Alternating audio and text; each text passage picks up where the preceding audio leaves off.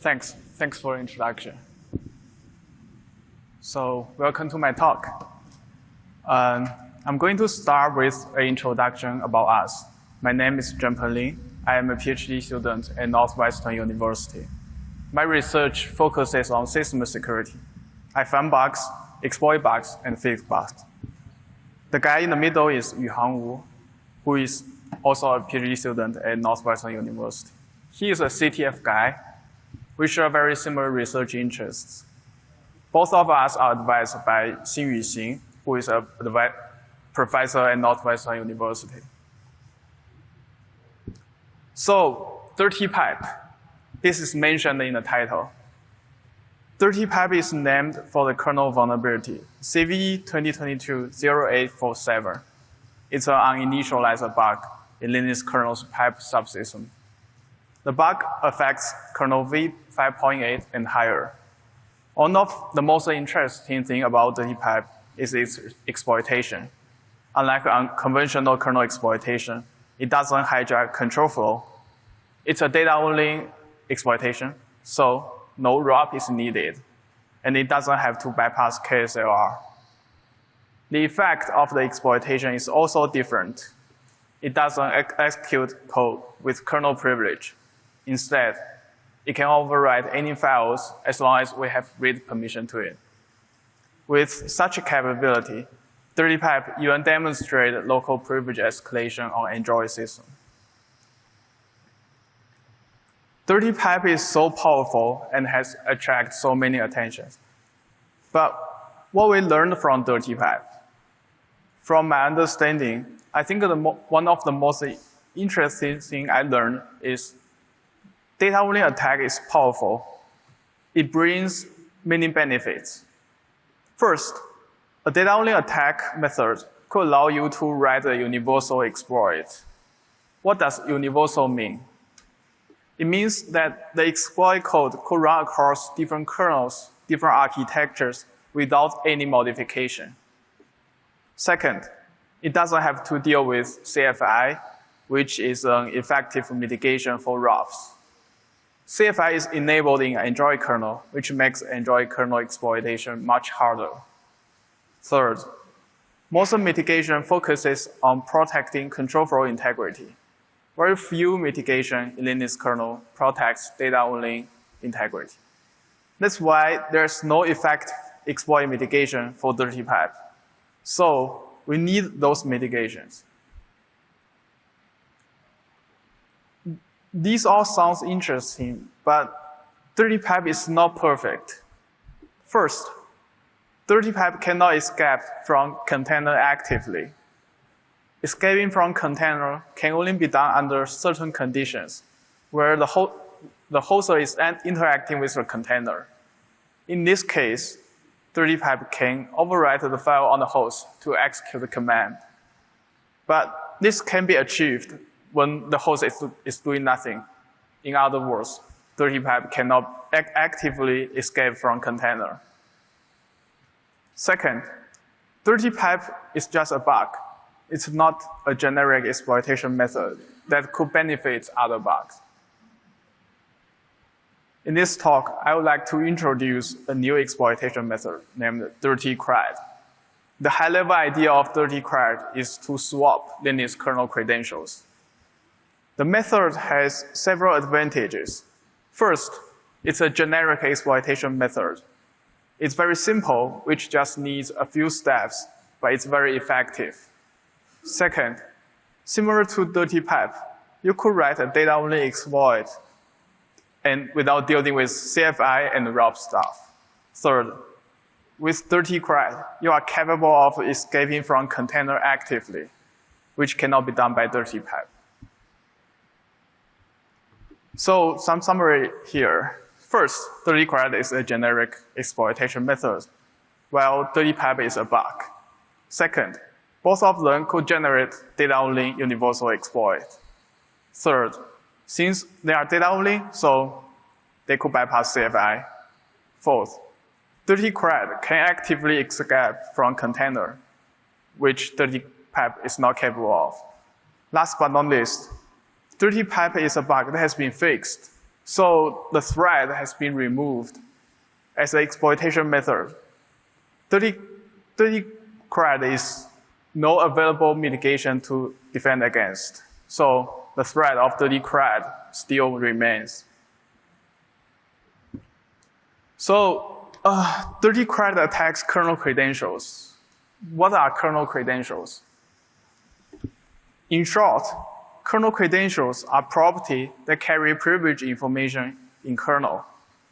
According to kernel documentation, they are the representation of users' privilege and capability.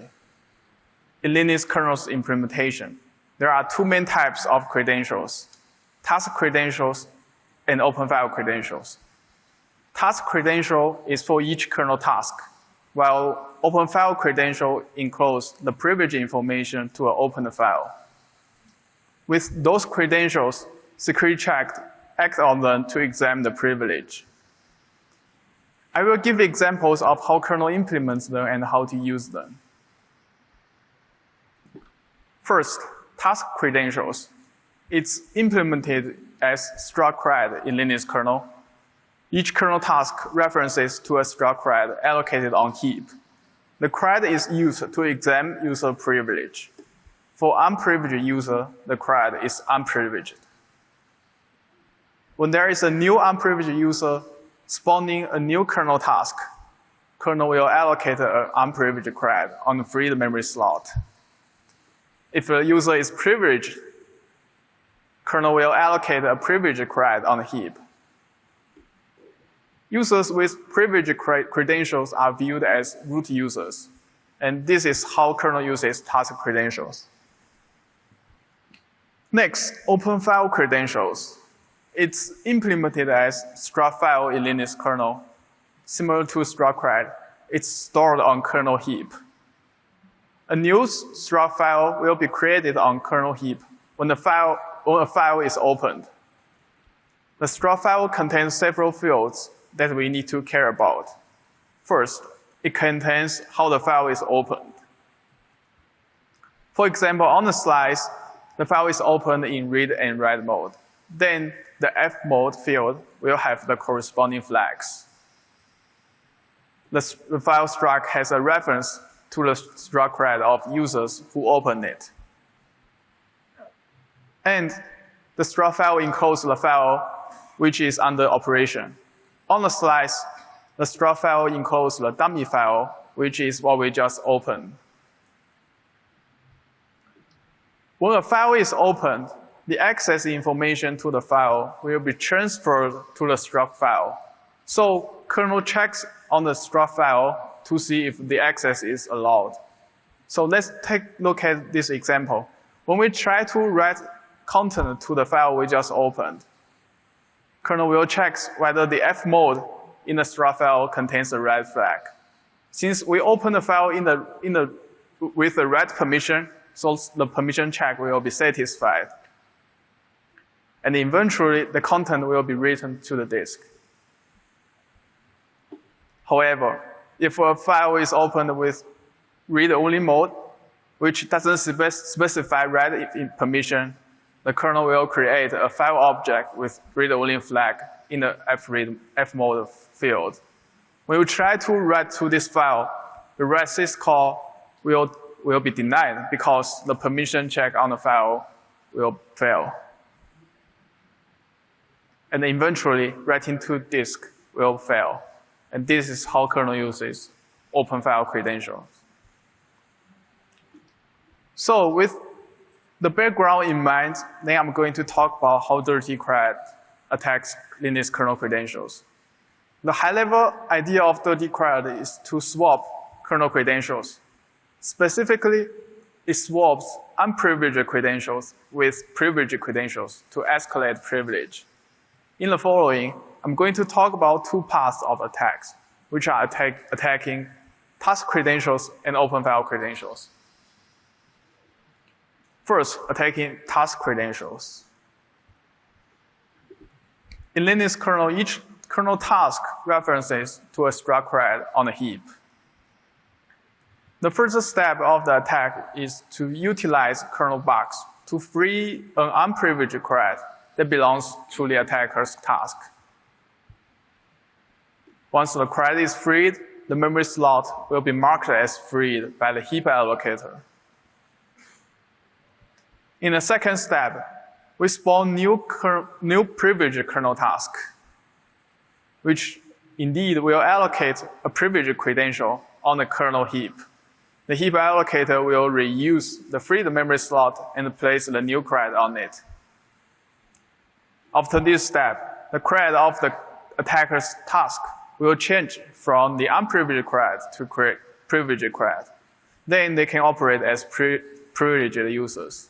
And this is how Dirty Cred attacks task credential. Next, I'm going to talk about how Dirty Cred attacks open file credentials, which is struct file in kernel's implementation. Struct file is used to examine permission when accessing the file we opened. When the permission check is done, the write operation of the file system will be invoked to do the real content write. So the first step of attacking open file credential is to free the file struct in kernel memory. This step should be happening after the permission check is satisfied, but before the writing to the file system is beginning. After freeing the struct file in the kernel heap memory, the memory slot becomes freed for reuse. In the second step, we open a file that we want to overwrite. For example, we open the etc password file. Since the etc password file is not writable for unprivileged users, we open that in read-only mode. This operation will allocate a new file struct with read-only flag on the kernel heap.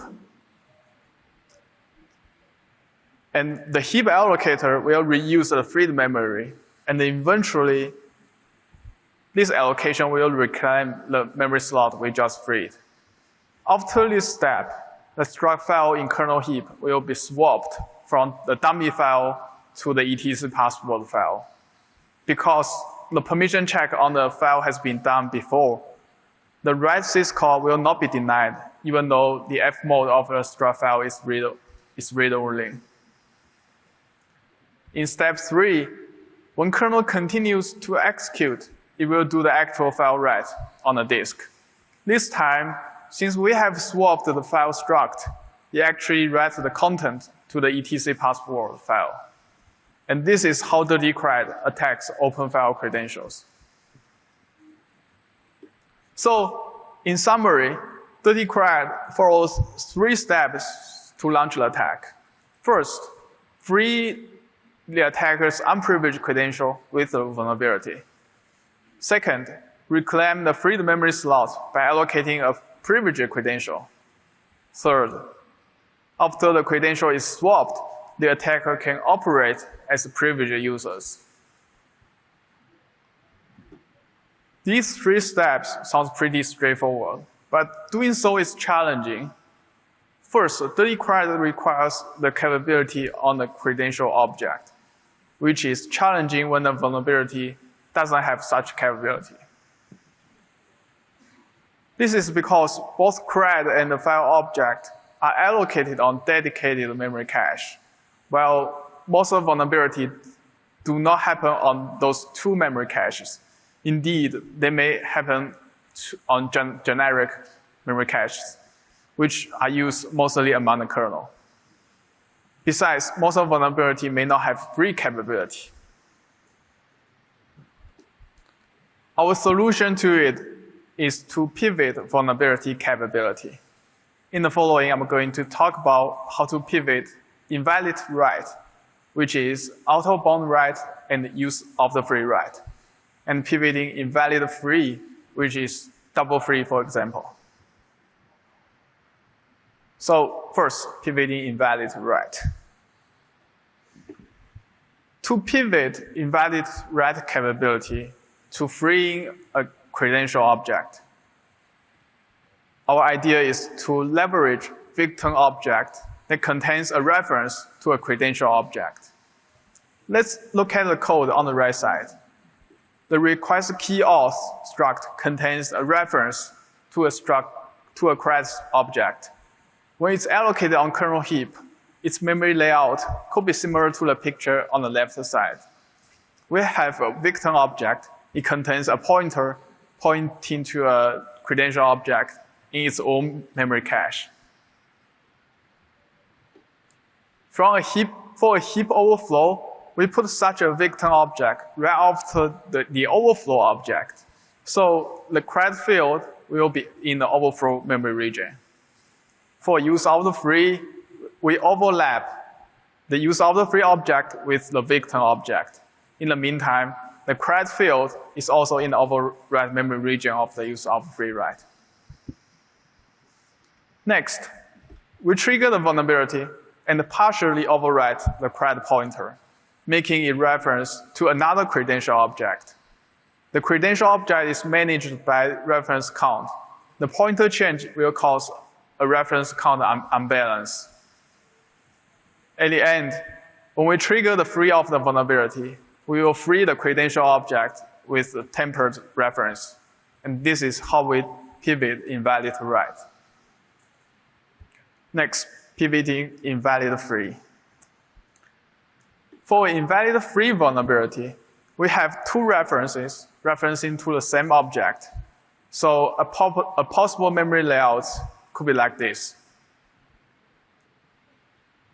In the first step, we free the vulnerable object from a reference. Second, we free all the objects in the same memory cache, which eventually will free the memory page for the cache. In the third step, we allocate a bunch of credential objects to reclaim the freed memory page. This process is called cross-cache attack. After this, the memory slot of the vulnerable object will be occupied by credential object. So the remaining reference will be pointing to a credential object. Finally, we utilize the reference, which is a dangling pointer, to free the credential object. And this is the process of pivoting invalid free. The second challenge is how to allocate the privileged credential as unprivileged users. In Linux kernel, unprivileged users come with unprivileged task credentials. So you cannot directly allocate the privileged credentials. A simple solution to it is to just waiting for privileged users to do so. But it's unpredictable, which could influence the successful rate. So we should take a look for something that is more deterministic. We figured out there are two types of solutions. One is from user space. We could trigger the privileged user space process. In Linux kernel, executables with root SUID could run as root users. So they come with privileged credentials. Those executables include su and mount. By simply executing them, we could force kernel to allocate the privileged cred. Other than SUID executables, some daemons running as root users could also allocate privileged credentials in kernel. For example, SSH, we could interact with it by establishing SSH connections to the system, and it will allocate the privileged creds for us. Another solution is from the kernel space. Privileged cred could be allocated through new privileged kernel thread. For some syscalls, if the user space sends too many requests to kernel will spawn new kernel workers to handle the request, which will allocate new privileged credentials for those workers as a result.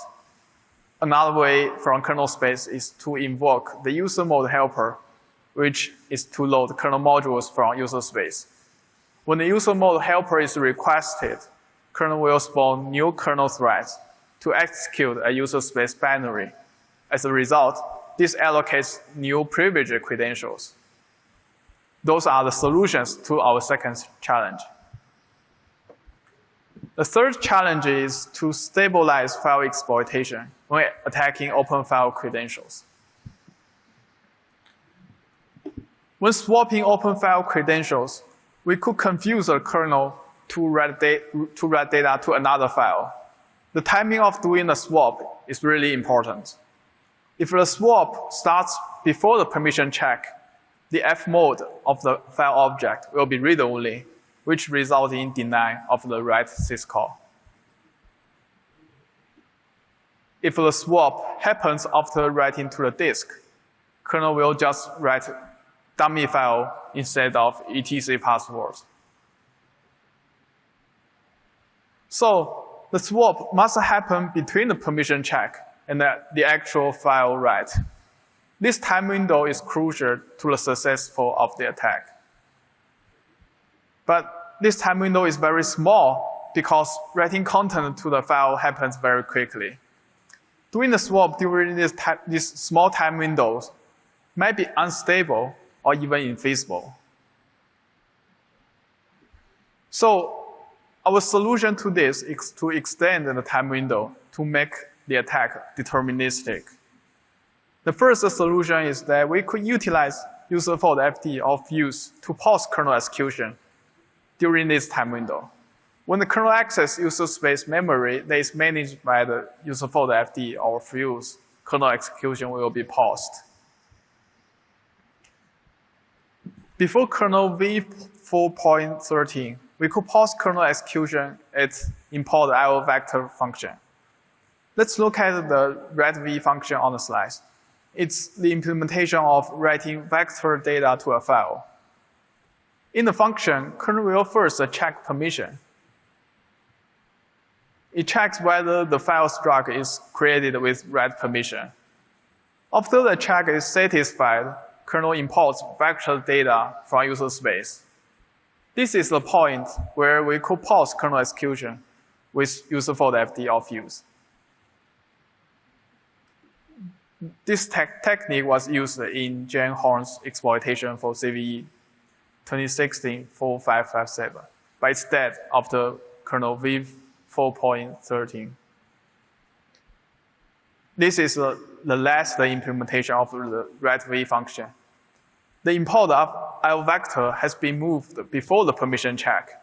So even though we could pause the execution at the import of IO vector, we are no longer able to extend the time window. So we should look for something else. It turns out that we could pause kernel execution at generic perform write function. The function is in the abstract layer of the write syscall.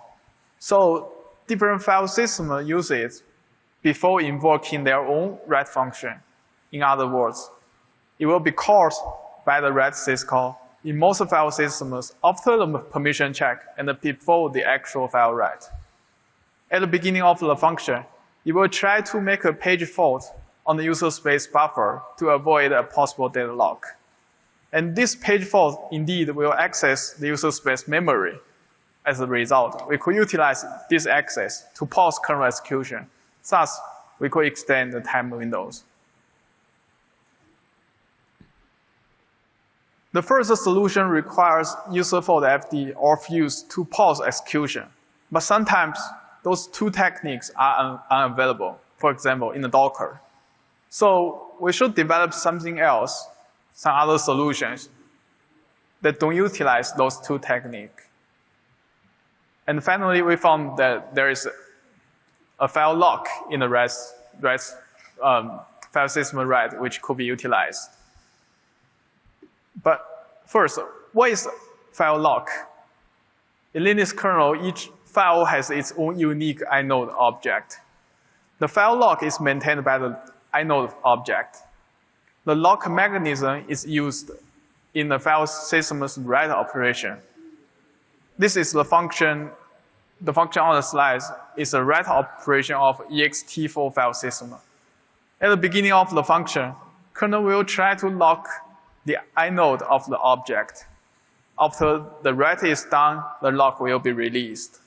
This lock mechanism ensures the write of multiple threads will be done in order. Let me use this diagram to illustrate how this works. So assuming that we have two threads, say thread A and thread B. Thread A and thread B run at the same time and write to the same file. Both of them will pass the access permission check. Before doing the write, thread A will lock the file from the inode, while thread B will have to wait for the lock until the write of the thread A is done and the lock is released. With this lock, the write operation will be done one by one. The question is, what if thread A writes a large amount of data, say 4 gigabytes, which might take a dozen of seconds?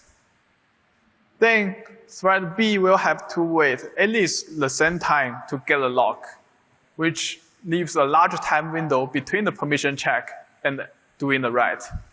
In this way, we could extend the time windows and the exploitation could be done deterministically. All right, demo time. So we use this CVE for the demonstration. So we start with a low privileged user. On the left side, it's CentOS with kernel 4.18. On the right side, it's Ubuntu 20 with kernel 5.4. Before running the attack, the etc password is intact. The exploit code in two systems has the same MD5 checksum, which means they are the same exploit code. Then we build and run the exploit, and finally, let's see.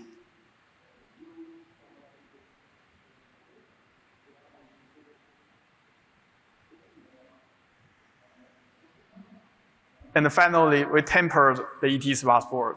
This behavior could be done to escalate privilege to root. We also have a demo on Android with kernel CFI enabled.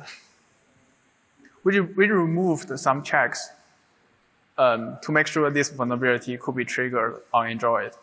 So originally, the file couldn't be written by unprivileged users, and it's intact. Then we run the exploit, and then eventually we tempered the content.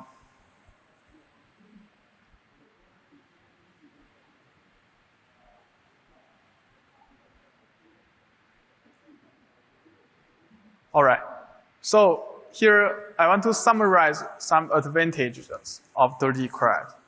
First, it's a generic exploitation method that could empower kernel exploitation for different bugs. The method applies to container and the Android kernel.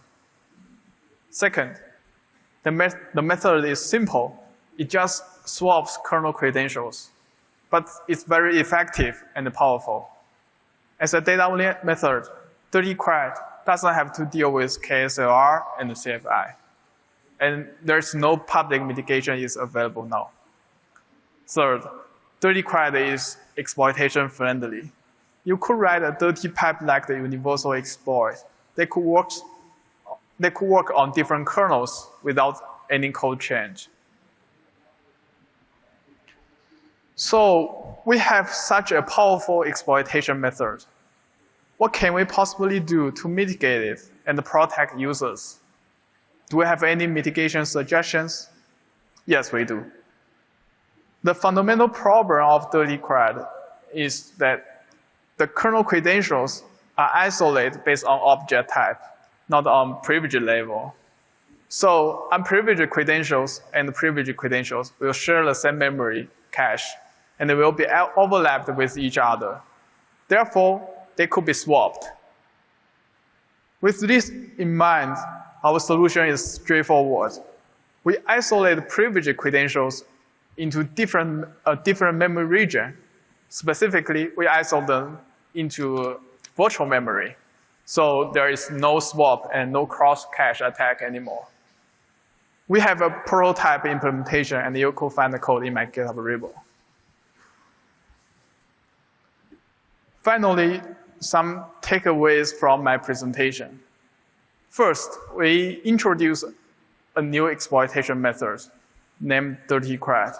The core concept of Dirty Cred is to swap kernel credentials to escalate privilege.